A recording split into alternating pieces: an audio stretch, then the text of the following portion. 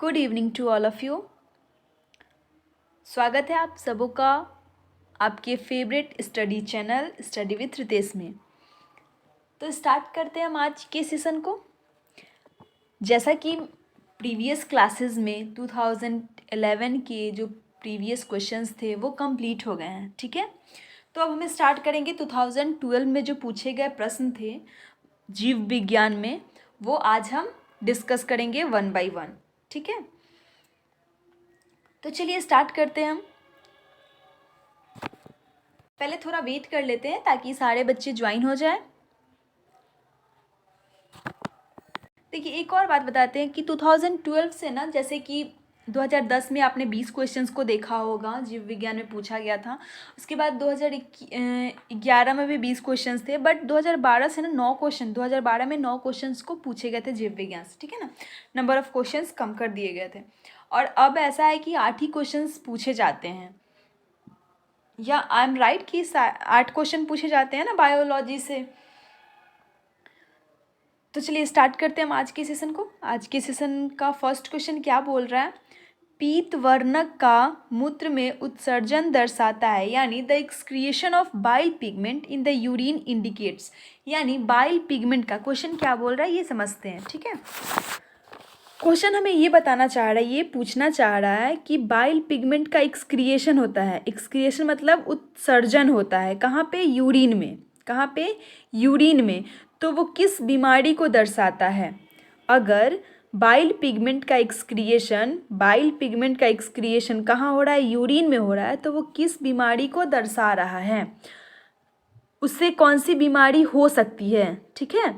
क्या एनीमिया हो सकती है, डायबिटीज़ हो सकती है, रिकेट्स हो सकती है, या फिर पीलिया हो सकती है? जल्दी से बता दीजिए इस प्रश्न का उत्तर क्या होना चाहिए। रिप्लाई गलत हो या सही सबको देना है, ठीक है। चलिए तो क्या होता है, सबसे पहले हम बात करते हैं कि यहाँ क्या बोल रहा है कि ये तो सबको पता होगा कि जब यूरिन में बाइल पिगमेंट का एक्सक्रिएशन होता है तो यूरिन का कलर जो होता है, यूरिन का कलर कैसा हो जाता है? येलोइश हो जाता है। कैसा हो जाता है? येलोइश कलर हो जाता है, ठीक है। यानी कलर जो ओरिजिनल कलर होता है उसमें डिस्कलरेशन हो जाता है, मतलब उसका कलर थोड़ा अलग हो जाता है, यानी येलोइश कलर का यूरिन दिखने लगता है, ठीक है। तो जब यूरिन येलोइश कलर का दिखने लगता है और आइज़ भी क्या हो जाता है? आइज़ का कलर भी येलोइश हो जाता है, तो ये किस बीमारी का सिम्टम है? ये किस बीमारी का सिम्टम है? तो ये जॉन्डिस यानी पीलिया का सिम्टम्स है। क्या? जॉन्डिस यानी पीलिया का सिम्टम्स है, ओके। तो ये क्वेश्चन यही पूछना चाह रहा था, यहाँ आई का जिक्र नहीं किया है, बट मैं बता दी हूँ कि इसमें एक और सिम्टम्स होते हैं कि आइज़ भी क्या हो जाते हैं? येलोइश हो जाते हैं। आइज़ भी येलोइश दिखने लगते हैं। तो इससे क्या पता किया जाता है कि इससे जॉन्डिस बीमारी हुई होगी, ठीक है। सिम्टम्स जो होता है, जैसे लक्षण जो होता है, वो लक्षण क्या होता है? आइज़ का डिस्कलरेशन होना, यानी येलोइश कलर में कन्वर्ट हो जाना, या फिर फीका हो जाना। येलोइश में भी एक फीका कलर होता है, वो हो जाना, ठीक है। और यूरिन का भी साथ साथ येलोइश कलर में कन्वर्ट हो जाना। तो ये किस बीमारी का सिम्टम है? किस बीमारी की तरफ इशारा करता है? तो पीलिया की तरफ, यानी जॉन्डिस की तरफ। अच्छा, मैं आपसे क्वेश्चन राइज करना चाहती हूँ कि जॉन्डिस से कौन सा ऑर्गेन इफेक्टेड होता है? अगर किसी व्यक्ति को जॉन्डिस यानी पीलिया बीमारी अगर पकड़ती है तो उसके बॉडी का कौन सा ऑर्गेन इफेक्टेड होगा? मैं कुछ देर का टाइम देती हूँ, जल्दी से इस प्रश्न का उत्तर आप कमेंट सेक्शन में लिख दीजिए कि कौन से ऑर्गेन इफेक्टेड होंगे जॉन्डिस डिजीज़ में। तो वेरी गुड, कौन सा ऑर्गन इफेक्ट होगा? लीवर। कौन सा ऑर्गन इफेक्ट होगा? लीवर जो है वो क्या होगा? इफेक्ट होगा किसमें? पीलिया बीमारी में, पीलिया रोग में, ठीक है। चलिए, आई होप आप लोगों को क्वेश्चन अच्छे से समझ में आ गया होगा। चलिए नेक्स्ट क्वेश्चन की तरफ मूव करते हैं। तो गाइज नेक्स्ट क्वेश्चन क्या बोल रहा है, टीआरएनए में वह क्रम जो एक एमिनो अम्ल से जुड़ने में प्रयुक्त होता है, यानी आपसे क्या पूछ रहा है कि टीआरएनए का वह क्रम पूछ रहा है। क्या? वह क्रम पूछ रहा है जहाँ पे एमिनो अम्ल, जहाँ पे क्या? एमिनो अम्ल यानी एमिनो एसिड क्या होता है? जुड़ता है, ठीक है। एमिनो एसिड जुड़ता है, वो कौन सा क्रम है, ठीक है। तो सबसे पहले हम देखते हैं कि टीआरएनए का स्ट्रक्चर कैसा होता है। टीआरएनए का स्ट्रक्चर कैसा होता है, ओके। तो आप सभी को पता है कि ये इस टाइप का होता है, ठीक है। इसे लूप बोलते हैं, जो राउंड राउंड मैंने बना रही हूँ वो उसे क्या बोलते हैं, लूप बोलते हैं, ठीक है। ये 5 प्राइम है, ये 3 प्राइम है, ठीक है। ये 5 प्राइम है और ये 3 प्राइम है। इसमें कोडोन और एंटी कोडोन्स क्या होते हैं, बाइंड होते हैं, ओके। तो आपसे क्वेश्चन क्या पूछ रहा है, अब तो ये टीआरएनए का हम क्या बना लिए, स्ट्रक्चर बना लिए। यहाँ पे भी एंटी कोडोन्स जुड़े हुए होते हैं, वो कौन कौन से होते हैं, यूजीए। ये जो एंटी कोडोन होते हैं वो मैसेंजर आरएनए से जुड़े हुए होते हैं। ये क्या होता है, मैसेंजर आरएनए होता है, ठीक है। ये यहाँ पे होता है और इससे इससे नीचे वाला जो लूप है ये जुड़ा हुआ होता है। तो इसमें mRNA से जुड़ा हुआ है एंटी कोडोन। तो यहाँ पे आपसे क्या पूछ रहा है कि कौन, ये जैसे कि एंटी कोडोन है ना, तो 4 एंटी कोडोन के नाम दिए गए हैं और पूछ रहा है कि कौन ऐसा एंटी कोडोन है जो कि एमिनो अम्ल से जुड़ता है, ठीक है। तो आप सभी को पता होगा कि जो 3rd प्राइम होता है, ये जो 3rd प्राइम होता है, यहीं पे क्या जुड़ता है, एमिनो अम्ल जुड़ता है। यहीं पे क्या जुड़ता है, एमिनो एसिड ऐड होता है या फिर जुड़ता है। तो यहाँ पे जो एंटी कोडोन होता है वो क्या रहता है, ACC, ठीक है। यहाँ पे क्या रहता है एंटी कोडोन, ACC। यही एंटी कोडोन एमिनो एसिड से जुड़ता है, ठीक है। तो अब आपको पता चल गया कि आंसर कौन सा होगा। तो ACC ऊपर से रीड कर रहे हैं तो ACC है, नीचे से रीड करेंगे तो CCA होगा, ठीक है। तो चलिए हम ऑप्शंस की तरफ देखते हैं, क्या कहीं दिया हुआ है CCA। तो फर्स्ट ऑप्शन UAA, ये नहीं ऐड होता है, CCA है ना। तो ऑप्शन बी इज़ करेक्ट, यानी जो ये एंटी कोडोन CCA है वो एमिनो अम्ल से जुड़ता है, ओके। यहाँ पे ए छूट गया था, CCA, ठीक है। ये एंटी कोडोन एमिनो अम्ल से जुड़ने के लिए रेडी है, यानी जुड़ने के लिए प्रयुक्त है, ठीक है। और ये याद रखिएगा कि ये 3rd प्राइम ही जुड़ता है, 5 प्राइम से एमिनो अम्ल नहीं जुड़ता है, ठीक है। किससे जुड़ता है, 3rd प्राइम से जुड़ता है। इसीलिए हम इसको क्या बोलते हैं, एक्सेप्टर आर्म भी बोलते हैं। क्या बोलते हैं, एक्सेप्टर आर्म। एक्सेप्ट मतलब क्या होता है, किसी को स्वीकार करना, ठीक है। तो ये जो प्राइम है ना, 3rd प्राइम, ये एमिनो एसिड से जुड़ जाता है या फिर उससे जुड़ने के लिए सज्जे होता है, ठीक है। कि ये अगर एमिनो अम्ल है तो उसकी को वो इससे इस 3rd प्राइम से जुड़ जाएगा, ठीक है। तो आपको, आई होप आपको ये क्वेश्चन अच्छा लगा होगा और अच्छे से समझ में भी आया होगा, क्योंकि मैं इसको डायग्राम के मदद से समझाई हूँ, ओके। इसे क्या बोलते हैं, लूप बोलते हैं। और ये टीआरएनए का एक रफ स्केच मैंने बनाया है, एक रफ स्केच आप लोगों के सामने बनाया है, ठीक है।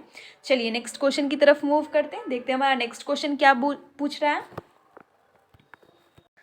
तो गाइस हमारा नेक्स्ट क्वेश्चन क्या बोल रहा है, जीन प्रबंधन में उपयोगी विकार कौन सा है। जीन प्रबंधन में उपयोगी विकार कौन सा है, मतलब किसमें पूछ रहा है, जीन एम्प्लीफिकेशन में। जीन एम्प्लीफिकेशन में यूजफुल विकार कौन सा है, यही आपसे पूछ रहा है, ठीक है। तो देखिए क्या होता है, सबसे पहले हम समझते हैं कि ये जीन एम्पलीफायर होता क्या है। जीन एम्पलीफायर होता क्या है, ठीक है। तो जीन प्रबंधन होता क्या है, ठीक है। तो ये क्या होता है कि एक जीनोम में एक जीन की कॉपीज़ की संख्या में वृद्धि होती है। मतलब जैसे एक जीन है ना, तो उसके जैसा सेम बहुत सारी कॉपीज़ बनता चला जाता है, बहुत सारी जीन की कॉपीज़ बनती चली जाती है, जीन की कॉपीज़ में वृद्धि होती है, इंक्रीजमेंट होती है। उसी को क्या बोलते हैं, उसी टर्म को हम जीन एम्प्लीफिकेशन बोलते हैं या फिर जीन प्रबंधन बोलते हैं, ठीक है। तो आपसे पूछ रहा है कि कौन से एंजाइम के थ्रू क्या होता है, कि कौन सा एंजाइम हेल्प करता है सेम नंबर ऑफ जीन के कॉपीज़ की बढ़ोतरी करने में या फिर वृद्धि करने में, ठीक है। कौन से एंजाइम हेल्प करता है, तो क्या रिवर्स ट्रांसक्रिप्टेज एंजाइम हेल्प करता है, या फिर एमाइलेज एंजाइम हेल्प करता है, या फिर रिस्ट्रक्शन इंडोन्यूक्लियेज हेल्प करता है, या फिर टैग पॉलीमरेज हेल्प करता है। जल्दी से बता दीजिए।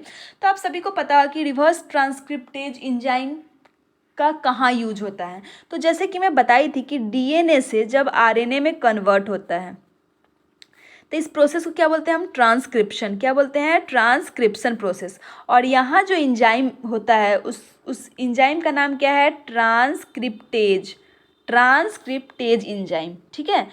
तो यही जब उल्टा हो जाता है, यानी आरएनए से जब डीएनए में कन्वर्ट होगा तो रिवर्स हो गया। रिवर्स मतलब क्या, उल्टा हो गया। तो यहाँ पे क्या हो जाएगा, रिवर्स ट्रांसक्रिप्टेज इंजाइम का यूज हो जाएगा। तो ये यहाँ पे बन नहीं रहा है, ठीक है।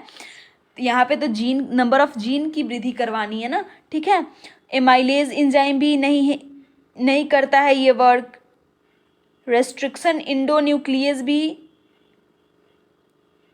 जीन प्रबंधन में उपयोगी नहीं है। तो क्या है, टैग पॉलीमरेज। क्या है, टैग पॉलीमरेज इंजाइम जो है वो जीन के प्रबंधन में उपयोगी विकार है, ठीक है। उपयोगी विकार है जिससे नंबर ऑफ जीन की संख्या बढ़ती जाती है, ठीक है। टैग पॉलीमरेज को एक और चीज़ कहते हैं, टैग पॉलीमरेज को एक और चीज़ कहते हैं, क्या कहते हैं उसको, डीएनए पॉलीमरेज 1 याद रखिएगा, 1 याद रखिएगा, डीएनए पॉलीमरेज 1, ठीक है। ये क्या करता है, ये जीन प्रबंधन में एक उपयोगी विकार है। ये इंजाइम टैग पॉलीमरेज जो है वो जीन प्रबंधन में एक उपयोगी विकार है, ठीक है। चलिए इसी के साथ हम नेक्स्ट क्वेश्चन की तरफ मूव करते हैं। नेक्स्ट क्वेश्चन क्या बोल रहा है, लेग हेमोग्लोबिन इनकी जड़ों में पाया जाता है। लेग हेमोग्लोबिन किनकी जड़ों में पाया जाता है, ठीक है। क्या क्वेश्चन पूछ रहा है कि लेग हेमोग्लोबिन किनकी जड़ों में, किनकी रूट्स में पाया जाता है, किन प्लांट्स की रूट्स में पाया जाता है। तो मैं बता दूं कि जो लेग हेमोग्लोबिन है ना वो दलहनी पौधे के जड़ों में पाया जाता है। किसमें, दलहनी पौधे के जड़ों में पाया जाता है, ठीक है। तो हम 4 ऑप्शंस दिए गए उसमें से देखते हैं कि कौन सा दलहनी पौधा है, ठीक है। मूली, ये तो दलहनी पौधा नहीं है तो ये ऑप्शन आपका कट गया। गाजर, ये भी नहीं है। बचा सोयाबीन। सोयाबीन का यूज़ दाल के लिए भी किया जाता है मिक्स करके, ठीक है। और रही बात सरसों की, तो सरसों का दाल नहीं बनता है कभी, ठीक है। सरसों का दाल नहीं होता है। और सरसों में एक और बात बता दें कि इसमें नाइट्रोजन फिक्सेशन भी नहीं होता है क्योंकि इसमें सिम्बायोटिक प्रोसेस नहीं होता है, ठीक है। तो सरसों भी कट गया। तो किस में होता है, सोयाबीन में होता है। किस में होता है, सोयाबीन में। सोयाबीन प्लांट के जड़ों में क्या पाया जाता है, लेग हेमोग्लोबिन पाया जाता है। लेग हेमोग्लोबिन पाया जाता है, ठीक है। इसका कलर, लेग हेमोग्लोबिन का कलर कैसा होता है, तो रेड कलर का दिखता है ये, ठीक है। रेड कलर होता है, रेड पिगमेंट होता है। लेग हेमोग्लोबिन का कैसा पिगमेंट होता है, रेड होता है, याद रखिएगा। नेक्स्ट क्वेश्चन बहुत ही अच्छा है गाइस, तो चलिए इसे रीड करते हैं। लाल शैवाल की कोशिका भित्ति में होती है, यानी आपसे किसकी बात कर रहा है, रेड एल्गी की। अगर आपको याद होगा तो इससे पिछले वीडियोस में मैं बता रखी थी कि ब्राउन एल्गी के जो सेल वॉल हैं उसमें क्या क्या प्रेजेंट होते हैं, उसके सेल वॉल किस किस चीज़ से बने होते हैं। रेड एल्गी के बारे में भी मैंने जिक्र किया था, ठीक है। रेड एल्गी के बारे में भी मैंने जिक्र किया था। तो वही आपसे यहाँ 2013 में ये क्वेश्चन पूछा गया कि देखिए आप देख रहे हो ना कि हर एक साल एल्गी, फंगी, ये सब से किंगडम से क्या एक ना एक क्वेश्चन पूछ ही दे रहा है। प्लांट किंगडम से एक ना एक क्वेश्चन आ ही जा रहा है, ठीक है। और ज़्यादातर यही आ रहा है कि उसके सेल वॉल से, ठीक है। 12 में सेल वॉल ब्राउन एल्गी का पूछा है और देखिए 13 में सेल वॉल रेड एल्गी का पूछ दिया, ठीक है। तो ये सब याद रखिएगा, ये सब मार्क्स मतलब इससे अच्छा उठता है, ठीक है। सबके सेल वॉल किस, रेड एल्गी के, ब्राउन एल्गी के, ये सब के सेल वॉल किस किस चीज़ से बने होते हैं ये आपको पता होना चाहिए, ठीक है। तो चलिए देखते हैं, in the cell wall of red algae के सेल वॉल में क्या पाया जाता है। क्या मंड पाया जाता है, सेलुलोज पाया जाता है, काइटिन पाया जाता है या फिर फॉस्फोलिपिड पाया जाता है। जल्दी से बता दीजिए कि रेड एल्गी के सेल वॉल में, कोशिका भित्ति में क्या पाया जाता है। मंड, सेलुलोज, काइटिन और फॉस्फोलिपिड। जल्दी से बता दीजिए। तो क्या पाया जाता है गाइस, सेलुलोज। सेलुलोज जो होता है ये रेड एल्गी के सेल वॉल में पाया जाता है, यानी कोशिका भित्ति में पाया जाता है, ओके। चलिए इसी के साथ हम नेक्स्ट क्वेश्चन की तरफ मूव करते हैं। याद रख लीजिए कि रेड एल्गी के सेल वॉल में क्या पाया जाता है, तो सेलुलोज पाया जाता है। नेक्स्ट क्वेश्चन क्या बोल रहा है, संघ अर्थोपोडा में वर्ग की संख्याएं, यानी क्या बोल रहा है कि फाइलम अर्थोपोडा में कितने नंबर ऑफ क्लासेस होते हैं, ठीक है। यानी वर्गों की संख्या पूछ रहा है। आर्थ्रोपोडा आपको पता है कि सबसे बड़ा फाइलम है, ये तो बताने की ज़रूरत नहीं है ना। आर्थ्रोपोडा सबसे बड़ा फाइलम है, ठीक है, सारे फाइलम्स में। तो इसके अंतर्गत कितने नंबर ऑफ क्लासेस यानी वर्गों की संख्या कितनी है, वर्गों की संख्या कितनी है। तो अगर किसी को पता है तो वर्गों की संख्या भी बता दीजिए और कौन कौन है ये भी बता दीजिए, ये भी कमेंट सेक्शन में लिख दीजिए कि कौन कौन है और कितनी संख्या में है, ठीक है। क्या 3 संख्या में है, यानी फाइलम आर्थ्रोपोडा में जो वर्गों की संख्या है वो 3 है, या फिर 4 है, या फिर 5 है, या फिर 6 है। जल्दी से बता दीजिए कि आर्थ्रोपोडा में वर्गों की संख्या कितनी है, ठीक है। तो वेरी गुड, जिन्होंने ऑप्शन डी को सेलेक्ट किया है। कितने हैं, 6 नंबर में है, ठीक है। कितनी है, 6 है। वर्गों की संख्या कितनी है, 6 है। अब कौन कौन सी है, अब प्रश्न उठता है कि कौन कौन सी है, ठीक है। चलिए अब आप बताइए कि कौन कौन सी है। अभी जो है वो प्रीवियस क्लासेस चल रहा है, ठीक है ना। कुछ बच्चों ने ये भी बोल रखा है कि सारे एंजाइम पढ़ाने हैं, मुझे याद है, ठीक है ना। जैसे ही ये प्रीवियस क्वेश्चंस ख़त्म होंगे, मैं एक एंजाइम का क्लासेस लेकर आऊँगी जिसमें क्वेश्चंस नहीं होंगे, जिसमें सिर्फ एंजाइम के फंक्शन के बारे में मैं डिस्क्राइब करूँगी, ओके। तो इसके बारे में आप लोगों को चिंता करने की ज़रूरत नहीं है, बहुत टाइम है, आराम आराम से पढ़ेंगे सारे टॉपिक, किसी एक टॉपिक को नहीं छोड़ेंगे। बीच में बस सोची कि कुछ प्रीवियस क्वेश्चंस भी आप लोगों को पता चल जाए ताकि आपको क्वेश्चन का लेवल पता चल जाए, ओके। इसलिए मैंने प्रीवियस क्वेश्चंस को स्टार्ट कर दिया। तो कौन कौन से हैं, अब आते हैं पॉइंट पे। तो क्या है, कौन कौन से हैं, 6 का नाम लिख दीजिए अगर किसी को पता है तो, ठीक है। तो चलिए स्टार्ट करते हैं फर्स्ट से, first, second, third, fourth and fifth and sixth, okay. First जो क्लास है उसका नाम क्या है, क्रिस्टेशिया। क्या नाम है, क्रिस्टेशिया, क्रिस्टेशिया, ओके। नेक्स्ट क्या है, डिप्लोपोडा, डिप्लोपोडा। ये सब याद रखिएगा, ठीक है ना, ये सब याद रखिएगा क्योंकि ये आपके लिए ही यूज़फुल है, ठीक है। 6 नंबर तो है, ये याद आ गया। अगर पूछ देता जैसे कि 6 का नाम दे देता और पूछता है कि कौन कौन सा है, तो आपको नाम याद रहेगा तब ना बताओगे। सेकंड क्या है, डिप्लोपोडा। थर्ड क्या है, इंसेक्टा भी बोलते हैं, इंसेक्टा क्लास भी बोलते हैं, या फिर इसे कीट वर्ग भी बोलते हैं। क्या, इंसेक्टा यानी कीट वर्ग, कीट वर्ग, ठीक है। फोर्थ नंबर कौन सा है,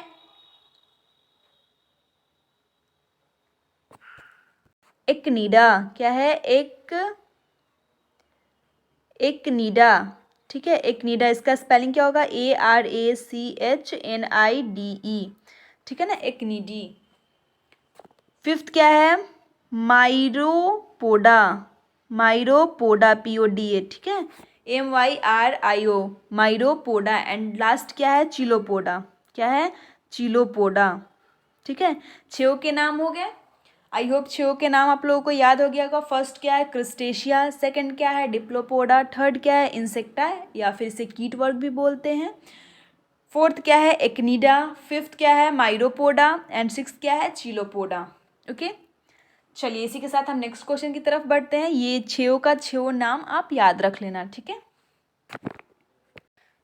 तो गाइस हमारा नेक्स्ट क्वेश्चन क्या बोल रहा है, एक पारितंत्र में किसका प्रवाह एक दिशा में होता है, यानी विच flow in one direction in an ecosystem. यानी इकोसिस्टम में एक डायरेक्शन में किसका फ्लो होता है, ठीक है। मतलब सेम ही डायरेक्शन में, जैसे कि अगर ऊपर की तरफ चल रहा है तो ऊपर की तरफ ही, या फिर नीचे की तरफ चल रहा है तो नीचे की तरफ ही जाएगा वो। तो सेम डायरेक्शन में, यानी एक ही डायरेक्शन में, सेम डायरेक्शन नहीं, इसे वन डायरेक्शन बोलेंगे। एक डायरेक्शन में किसका फ्लो होता है इकोसिस्टम में, क्या एनर्जी का फ्लो सेम एक ही डायरेक्शन में होता है, या फिर कार्बन का फ्लो होता है, या फिर नाइट्रोजन का, या फिर पोटेशियम का। अगर थोड़ा सा आप लोग दिमाग लगाओगे ना तो इस प्रश्न का उत्तर दे सकते हो। बाकी तीनों जो है वो क्या है, एक एलिमेंट है। बाकी तीनों जो है वो एक एलिमेंट है जिसका फ्लो एक डायरेक्शन में होगा ही नहीं, ठीक है।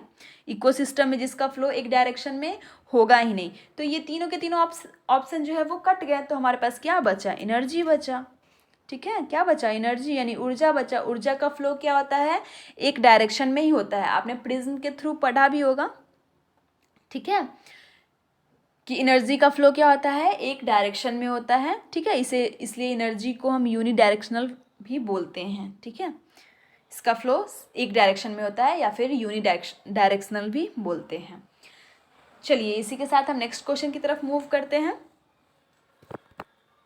तो गाइस हमारा नेक्स्ट क्वेश्चन क्या बोल रहा है, एक गंधक सल्फर युक्त एमिनो अम्ल है, यानी सल्फर कंटेन एमिनो एसिड। कौन ऐसा एमिनो एसिड है जो क्या करता है, सल्फर को कंटेन करके रखता है, जो सल्फर को कंटेन करके रखता है, ठीक है। 4 एमिनो अम्ल का नाम दिया गया है और आपसे पूछ रहा है कि कौन ऐसा है जो सल्फर को कंटेन करके रखता है, जो जिसके अंतर्गत क्या रहता है, सल्फर रहता है। तो बात करते हैं हम सेरीन की। अगर सबका मॉलिक्यूलर फॉर्मूला हमको पता है, अगर इन सभी एमिनो अम्ल का मॉलिक्यूलर फॉर्मूला अगर हमको पता है तो हमारे लिए ये क्वेश्चन बहुत ही इजी है, ठीक है। तो बात करते हैं हम सेरीन की, ठीक है। सेरीन का फॉर्मूला क्या होता है, C3। सेरीन में क्या होता है, कार्बन 3 होते हैं, ठीक है, C3H7NO3।